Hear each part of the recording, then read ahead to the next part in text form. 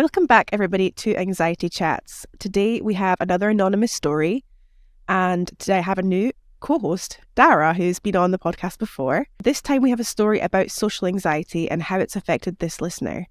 If you would like to share your anonymous story with us, then head to the link of wherever you're listening to this podcast, or you can come on to talk to me in person on the podcast about any story you'd like to share. It's really not as scary as you think. So welcome, Darragh. Hi, thank you for having me.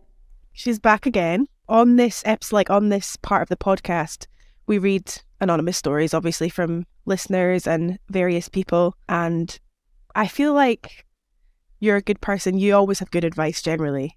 Like, me and Darragh are friends outside of podcasting. Mm-hmm. I'm looking at a good person to have on today. Yeah, Look thank at you us for having go. me. I feel like it's a nice thing between us because I feel like even in real life as well, we just have the best chats. So we're good. We're good for this sort of stuff. We're the mental health gals, aren't we? 100%. Definitely. I think that's the thing. Like, we've never really had, like, you know, those friends that you have that you just like can't talk to about anything. I do feel like we've always just been in that space. I think because we met through YouTube and we've both been quite open on YouTube. Mm-hmm.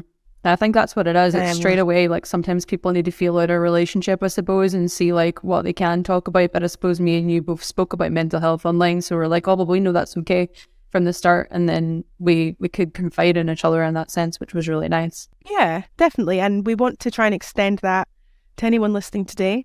Like, this is exactly why I have my podcast and Darragh has her podcast, which is called Mindful Chats, is to open up the conversation, to feel seen.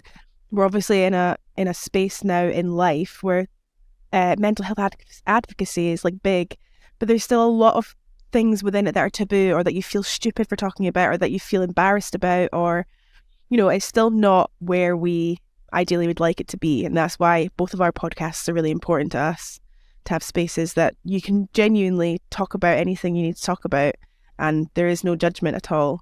Genuinely, we're not just saying this. Mm-hmm. Isn't it crazy, like, how far we've come in terms of mental health? Like, me being from Ireland and growing up in a family where we don't speak about mental health, say, like, now be chatting to you on a podcast about mental health is like such a big thing. And I think people, there is a big shift in that, and it's so refreshing to see. It's great that you guys are doing this, and yeah, I love it. Yeah, it's amazing. And so today's story is, the title is Stepped on Someone's Shoes. I was on my way home after a long day, and I was walking through the station to get to my subway. While I was walking, a girl cut me off from the right side and walked in front of me. I didn't see her coming because it happened so fast, and accidentally stepped on the back of her shoe, which resulted in her turning around, looking me up and down and giving me a very annoyed and nasty look. I repeatedly apologised and then walked off. I always get anxious when I walk through the station after work because it gets very crowded and chaotic due to the rush hour. But this little situation, for some reason, just really stuck with me for the rest of the day. I can't help but feel bad and embarrassed, and I have no idea why I let it affect the rest of my day so much. I notice that whenever someone, especially a stranger, acts rude towards me, I find it very hard to let it go, about how it makes me feel.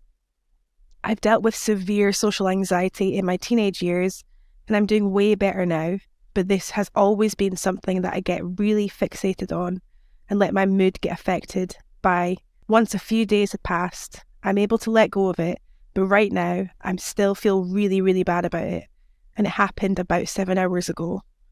I wish I could just shrug things like this off and not care so much about what other people think of me.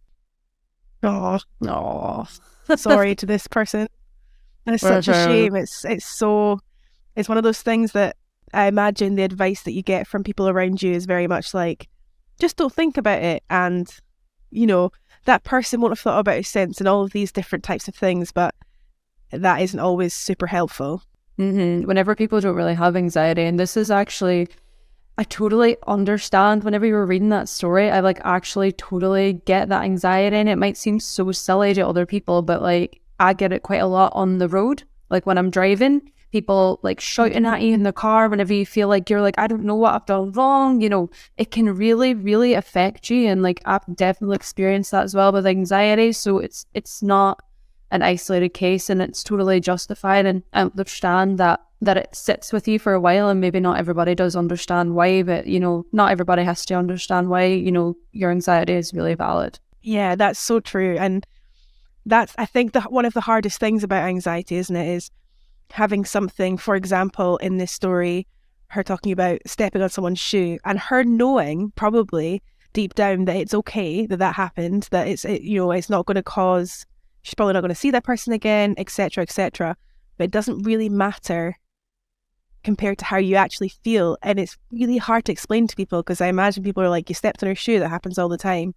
But it's people with anxiety know that. They know it's not a big deal, but it still feels like a really, really big deal and something that's really terrifying. Yeah, well, I suppose if she has this fear of going into the station, and obviously like the anxiety is coming from, what if something uncomfortable happens? What if I'm in an uncomfortable situation? Because there's so many people around, having something like that happen, regardless of, how others might perceive that situation, it kind of affirms that anxiety to you and probably adds to it as well, in the sense that you're like, oh, I felt like something really bad's going to happen. I felt like something really uncomfortable was going to happen. And obviously that's just affirmed it to that person. And, in her mind, I completely understand that, and it doesn't help the situation at all. Like, most of the time, whenever you do something that makes you anxious, you want it to be smooth sailing so that you can sort of prove to yourself that there's nothing to be anxious about. And yeah, everybody's anxieties are completely valid, and how you feel it's valid. Totally. And it also sounds like this person who you stepped on their shoe could have been a bit nicer about it. It's, especially in a really busy subway, it's quite normal to accidentally stand on people's toes or stand on, get in people's ways. That's just life. And maybe this person was dealing with something else, and it's the reason that they kind of weren't very nice. But yeah, they didn't also handle that very well. So it's understandable you'd feel anxious about it. I think I'd feel anxious about that too. And busy situations. Busy situations are so horrible. I don't understand how people deal with it like it's normal. Do you know what I mean? Especially in rush hour. Yeah. The general public can be really, really difficult at times, and that is such a good point. It's like, I think that's a really important thing to remember. If somebody in the general public is really rude to you for no reason at all, or overreacts to something, or like they have an angry outburst over something that you know is not a big deal, or you feel like is not a big deal, it is very likely that there's something, maybe they just got fired, maybe they've had a really rubbish day and they're feeling like, oh my God, everything's against me today. And then, someone stood in their shoe, and as small as that might seem, when you're having one of those days, the smallest thing can just annoy you. I think it's really good to maybe look at it from that perspective. And, that's like how I look at it all the time whenever people shout at me on the road or stuff like that. It's like, obviously they're just having a really bad day and they just need to shout at somebody. And unfortunately, I happen to be that person, even though I can't see what I've done wrong. Yeah. I think it's also like the way a lot of us live now is quite individual. Like, we live in our individual houses. We, go to our individual jobs, and it's kind of like, it feels sometimes like it's you as a being against everybody else. It's kind of like a versus situation, rather than it being like, we're all just people trying to get to our work, or we're all just people trying to get home from our work. It's kind of seen as like, and I think there's probably biology in that too, of like, we've obviously descended and we've evolved into the humans that we are today, but there's probably somewhere in our DNA we look at people maybe as like threats or something. So there's, I think, and sometimes that can be heightened when you're somebody with social anxiety. You can kind of, maybe that part of your brain, this is a theory, it's not me being a doctor or anything, but, maybe that part of your brain is more elevated or more alert. Because we are kind of meant to see other humans that we don't know as a little bit of a threat, because we don't always, we don't always know how they're going to react, or, if they're dangerous or whatever. But yeah, with social anxiety, it just makes it much harder because everyone's seen as dangerous, and you kind of, I know a lot of people with social anxiety, and it just seems like they think everybody hates them and is out to get them, and just like they're in the wrong. And it's really hard to see because I'm somebody that doesn't have social anxiety, but looking at it from an outsider's perspective, I can see how hard it really, really is. and the world's Mhm. full of other people, Mhm. so it's kind of unavoidable to be Yeah. in close contact with people. I totally agree with you there. Like, I totally believe that theory too. Like, you actually notice it. Like, I definitely notice it even walking in the country. Like, I always make an effort to say hello to someone, and I was like, why do you think we all do that? Like, it's really polite, but I think you're assessing that each other are okay. And sometimes if people, like, when Yeah, people are walking towards you, you start to get anxious, and you're like, you're trying to gauge the person walking towards you, and you always just say, like, hi, like, they try and be like, I'm okay, like, you're good, like, we're friendly. And of yeah. course, with social anxiety, that must be heightened unbelievably. And I've definitely experienced periods of social anxiety in my life. I find like social interaction extremely overwhelming sometimes because of like my ADHD, and I can completely, understand how that must feel going into that station with social anxiety. Like Well, you said, whenever you do have that heightened fear of other people, it's just the unpredictability of other people, isn't it? You never know how other people are going to react. And I think with social anxiety as well, you feel like I don't know how they're going to react, and I don't know if I'm going to be able to react to them. Like, what if I say something out of turn? yeah. What if it can really fester quite negatively for people with social anxiety, and it is such a shame, but it's such a real thing, you know. And I think there's been like, people talk about like getting rid of anxiety and like telling your anxiety to go away and all that kind of stuff, which I don't really believe in, because I think we should all, like the story, we should all have we all do have a certain level of anxiety, and sometimes it's to keep us safe. Like when I'm on my bike, I need to have a certain level of anxiety so that I know when a car's coming, I know when there's dangers, I know when there's a kid about to run into the road. Same with you in your car, and same with this girl in the station. It's good to, I think, you can't go to zero anxiety. That's not possible and probably quite dangerous. You need to have Uh-huh. some awareness of your surroundings, kind of know, especially I think as a woman, let's be honest, a lot of the time we probably need to be a bit more aware of our surroundings. Um, but obviously when it's extreme and, the repetitive thoughts come into your head of, oh, that girl hates me, what if I see her again?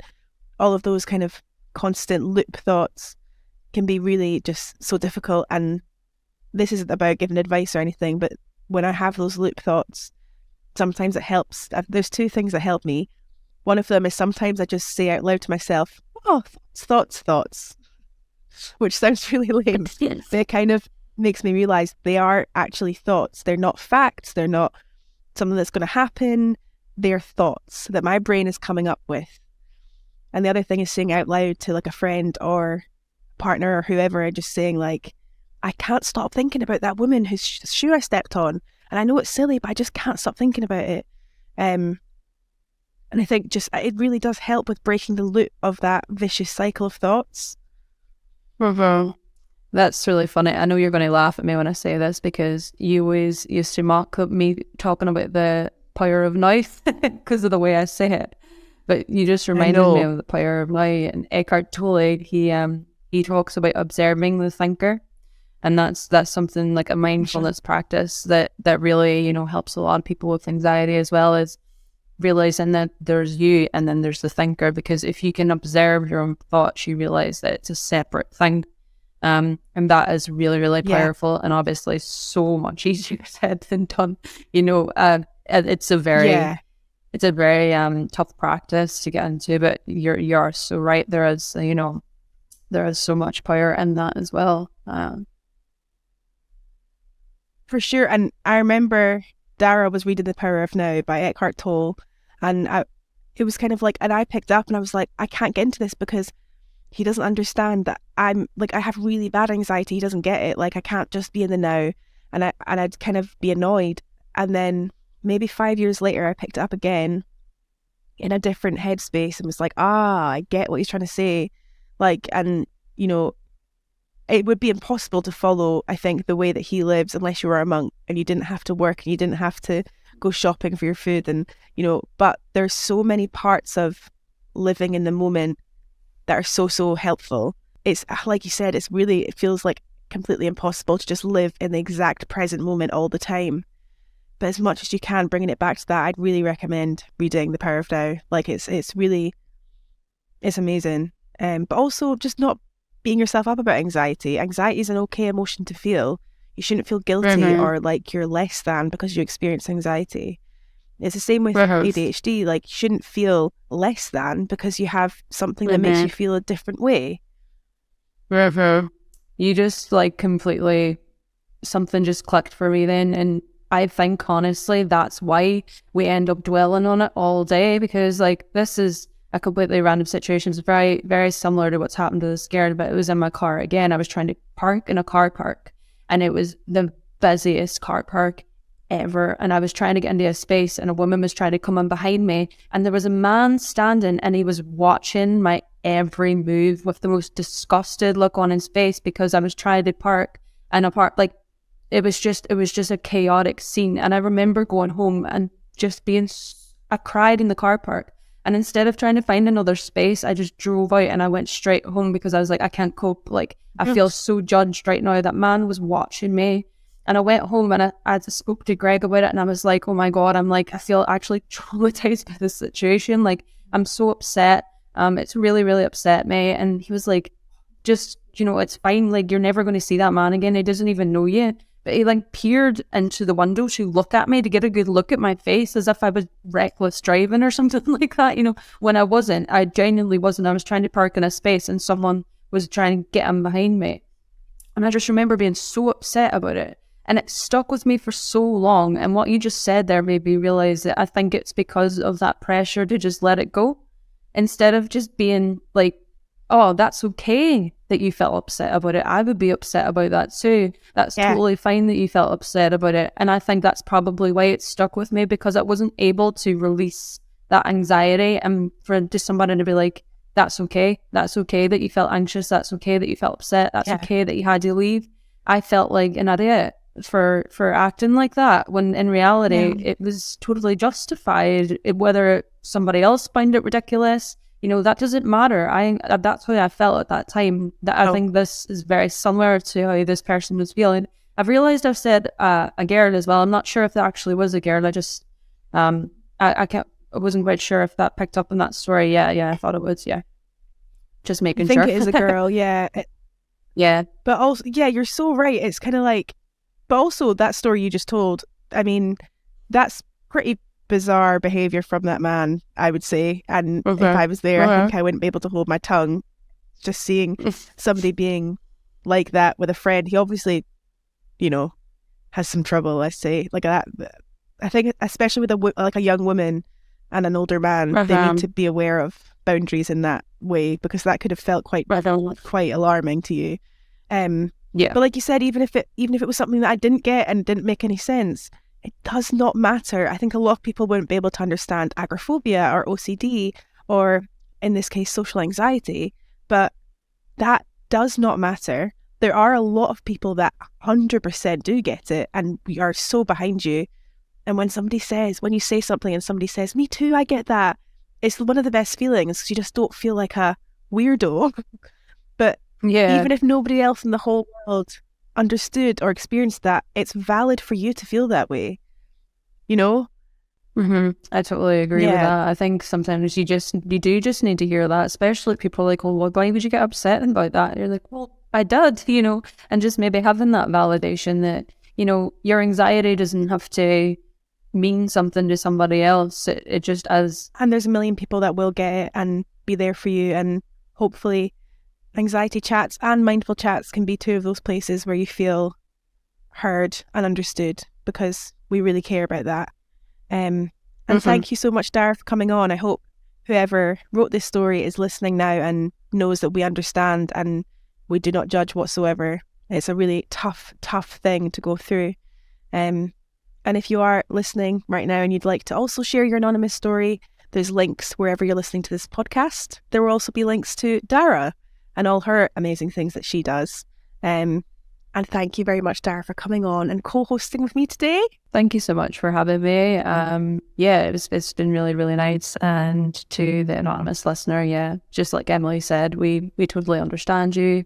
How you feel is totally valid, and it's okay to be anxious. Just allow yourself to feel that and know that there's other people that understand. Definitely. And we love you, everyone listening. And I love you, Darragh. I feel Love you better too. now. Just that warmed my heart. Yeah, that was nice. Thanks for listening, everyone. Bye. Bye.